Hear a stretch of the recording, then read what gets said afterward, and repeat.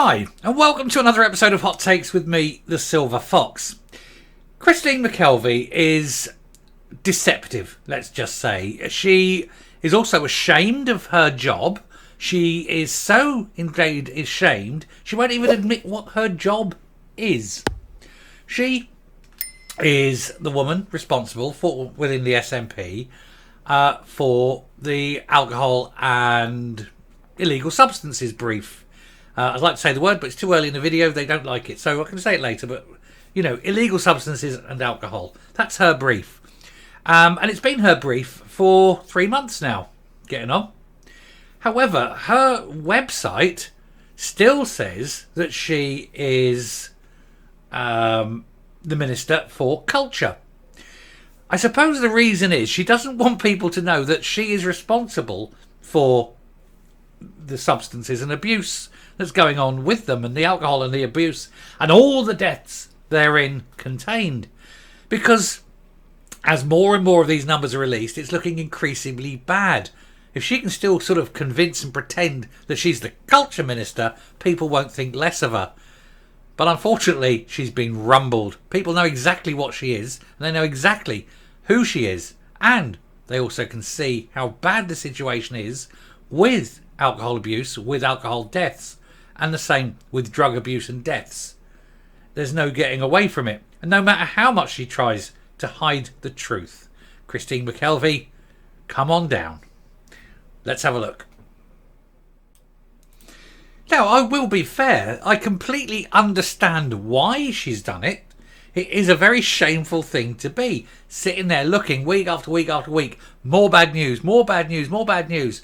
And if you can kind of, we just haven't updated the website yet to try and deflect away. I completely understand why. The reasoning is clear. However, she is the minister concerned. She must take ownership of it. It is her problem. She must solve it.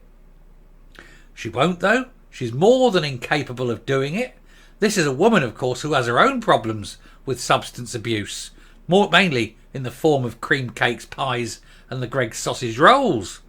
So she's hardly one to sit there and pontificate on other people with their proclivities when it comes to abusing their bodies with products. But for her to deny the reality that she's in charge simply so she doesn't have to constantly face criticism for it is a bit inopportune. And I do think if she wants to give up and not do that role, she should say so. Just say, I'm resigning as a minister, go back to the back benches, and she'll have lots more time to visit the various restaurants, cafes and other outlets so she can procure food in her constituency and not fail to do the job with which she's been charged and from which she's hiding. Drugs Minister Christine McKelvie was still telling constituents she was the culture minister as deaths soar. The Hamilton, Lark Hall and Stonehouse MSP was given the drug and alcohol brief almost 12 weeks ago, but didn't bother to update her automatic constituency email because, doesn't want to take ownership of that. Do you know, the funny thing is, whenever I see the word Lark Hall, I think of Lark Hill, and those who know. I was in Lark Hill. The SNP minister in charge of the country's drug policy was still telling constituencies she is the culture minister until the Scottish Express pointed out the error. Christine McKelvie was handed the role when Humza Yousaf reshuffled his cabinet on February the 8th, and we know how he did his reshuffling. Nearly 12 weeks later, she still hadn't updated her automatic reply to constituents. Instead, until yesterday, she was telling anyone getting in touch for matters relating to my role as Minister for Culture, Europe and International Development. Yes. Load of bollocks, isn't it? It came as suspected. Drug deaths in Scotland rose 11%. According to new data, the quarterly Rapid Action Drug Alerts and Response Radar report from PHS, Public Health Scotland, suggested there had been 278 related deaths between December and February. Now, this is a lot of deaths, and of course, it's all related to the awfulness of Scotland. People need to take themselves out. Now, previously, they've gone down and get a drink or have a Buckminster or something. Buckminster. Buckfast. Sorry. Physicist. See? Can't help it. My little physics brain. Anyway, a source pointed out the error to the Express and said it's a wee bit embarrassing. It might not seem like the biggest thing, but with such an important brief, you'd expect Christina to be on top of this. The only thing she's on top of is her pudding. She says being a minister is a really big deal, and with deaths and alcohol deaths at record levels, it's a bit insulting. It's almost like she's trying to dodge responsibility. It's a salad. That's what she dodges. Salads. She said it's a bit like there's a malaise at the heart of government. And there's a cancer. Let's face it, there's a cancer at the heart of government. It's not a malaise. It's full-blown epidemic lung cancer, brain cancer, heart cancer, bone cancer, kidney cancer, you name it. Every major organ is falling apart in the Scottish government. The report is based on reports and observations from police attending scenes of death. Why do they put scenes of deaths? That doesn't sound right, does it? Scenes of death. The figure was 11% higher than the previous period and stable compared to the same period starting in December 21-22. Drug deaths have soared under the SNP, reaching a peak in 2020 when 1,339 deaths were recorded.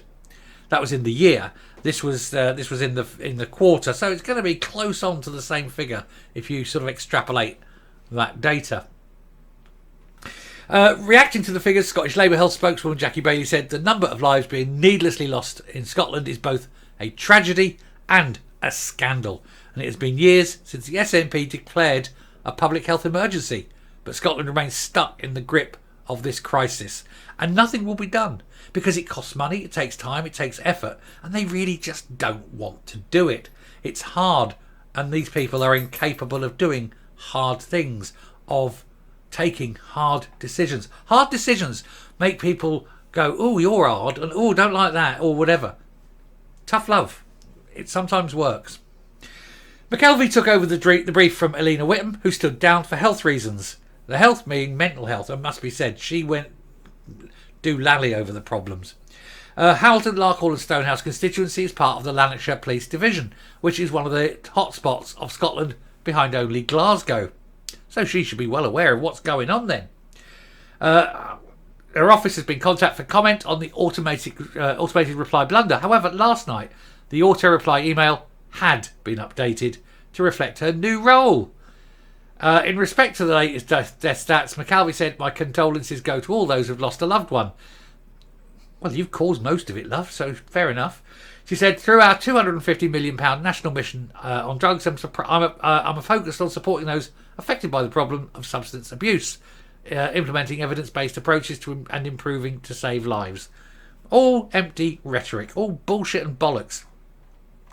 If you wanted to do anything, you would, but she doesn't. She's too busy shoveling the old Greg's dummies into her mouth. Does she look like she's missed a meal? Apparently, she's got constipation. She can't pass a Greg. Coming up. Seriously, does no one think of the optics when they're selecting these people for the roles? Oh, what you got? Oh, we'll put you in charge of substance abuse. Thank you very much. You know about it, don't you? Yeah, pie. I mean, seriously? Why would you do that? It's like putting, I don't know, a non-driver, someone who doesn't have a driving licence, in charge of transport. I speak from experience because in Luton years ago, the Luton Council, the guy in charge of the roads, couldn't drive. It showed. Oh boy, did it show.